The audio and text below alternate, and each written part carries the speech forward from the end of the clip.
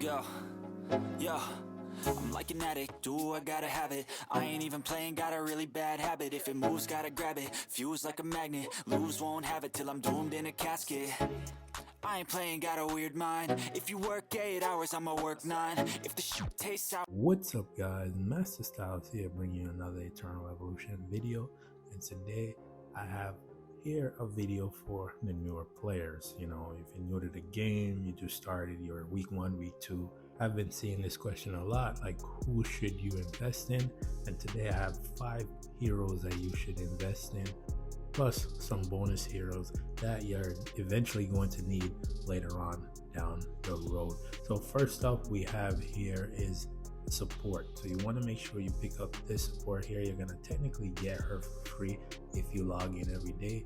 Serena, you want to make sure you get her to Immortal as quick as possible because she's the one that's going to keep your team alive. You're going to pretty much use her for a decent amount of time. Even on my main account, I'm still using her on the tank team. So she definitely have a lot of use cases throughout the game cycle, and make sure you get her to EX20. I don't suggest bringing her to EX30 just quite yet because you need to save your red runes for better heroes and of course triple S heroes. So up next we're gonna have here is the summoner Senway. Senway's a beast. You want to pick him up because of what he brings to the table. He's one of the first summoners you're gonna get outside of Muka, but you want to get Senway because he'll be one of your main damage dealers. And I like to run the realm set on him because you get 15% increase on your attack and it does 40% damage to summoners, which is great for PvP. And of course you want to make sure you get him to EX20. So Shadow, which is Senway summon, can get its ability to bounce. So basically his basic attack goes and hit pretty much everybody on the enemy team, which with the realm set you're now doing 40% damage to summon creatures, which is awesome. So this is why I run the realm set on Senway. You could run other sets on Senway, you know, full attack, sun signet and overload, but for me I felt like realm set works perfectly fine. So now we're going to move on to the other damage dealer that will be on your team is Terra. Terra is a hunter that, you know, does a lot of damage. Ultimate's very annoying because, you know, depending on which stage you have him on, you might have to control it a little bit. Like if you're doing Crimson Abyss, he may jump off of the map. Yes, he does, but you want to make sure that you control it if you're doing that type of map. But Terra overall, hard hitting. I still use Terra on my main account towards the end game, depending on the content. Here I was running the set that, you know, pretty much do damage to the shields, but it doesn't really seem like it worked. But you know, Taylor's a great character. You want to make sure you pick him up. He's on the list for a reason. So like I mentioned, there are bonus heroes on this list, and I definitely want to recommend Muka. Muka is going to help you in many a situation. You can use him as a tank. You can also use him as a damage dealer. So when you're building out your summoner team, if you don't have Durelli or Sif, you could definitely run Senway with Muka. And Muka will also help you in Terra Dome, you know, if you don't have those assassins, because you definitely need 4 bodies inside of the circle, so that way the boss doesn't do as much damage. Muka has summons that are always next to him.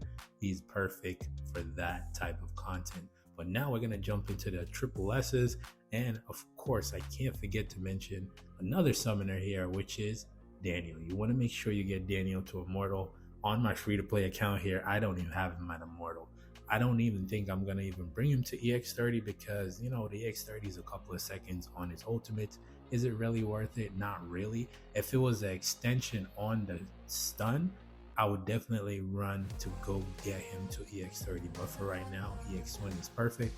And I don't think I'm going to use even gene hybrids on him because I don't really need him. I have Sif. So, you know, Daniel's kind of on the back burner, but if you're a new player, definitely pick up Daniel. Don't disregard the fact that Daniel's there. You need Daniel. He's going to help to progress your account. Another person that's worth mentioning, and, you know, I'm not really a fan of him, is Artist. Artist is pretty much another character that they spoon feed you, and you get a lot of copies of him in the early game. So as you can see, I got him to immortal and I'm not investing anything into him. Everything that I've got is pretty much either I pulled it through basic summon or advanced summons. So if you want to invest in artists, I suggest that you do, because pretty much you're gonna get him for free anyways. The other person you want to pick up if his banner is live is Leo. Leo's gonna help you in the early game. He's a very good frontliner in the beginning of the game, but I'm gonna tell you now, once you go deeper into the game, he tends to become a lot squishier. So you want to make sure you use him as much as you can, but eventually you'll get other heroes that will eventually replace Leo. Obviously, this is just 5 heroes. There's plenty of heroes in the game. So if you're a new player, you want to subscribe to my channel. I will make a part 2 for this, depending on how much you guys interact and how well the video does. So for me here, I talked about all 5 of these heroes. You're gonna want to pick them up and make sure you utilize your resources carefully. Don't make the mistakes that I did in the beginning of the game, where I invested into artists way too much. And we're gonna put the team here in a second to see what they can do. Obviously, this is a harder level of story, so I don't really expect them to do too well. It's 44-33. And it's something I've been stuck on. So this would be how the team would look if you were running the team Leo up front, and of course the 2 summoners in the middle with Taylor in the back and Serena. But I don't really expect them to do too well here, because even for my regular team that I would run, it definitely have a hard time beating this one. So let's just see how they do. And pretty much that's the bounce that I was talking about, where for Senway, his summon pretty much attacks everyone else. But as you can see here, they're not going to do too well, because this team right here is more for the early game. Hopefully this helped, and if it does, comment down below, let me know if you want to have part 2, or I could do a triple S only heroes you should summon for. So you already know what to do. Hit that like button so we can send it out into the algorithm, and check out these 2 videos that are pinned right here. So without further ado, I want to thank you for watching. Till the next one, peace.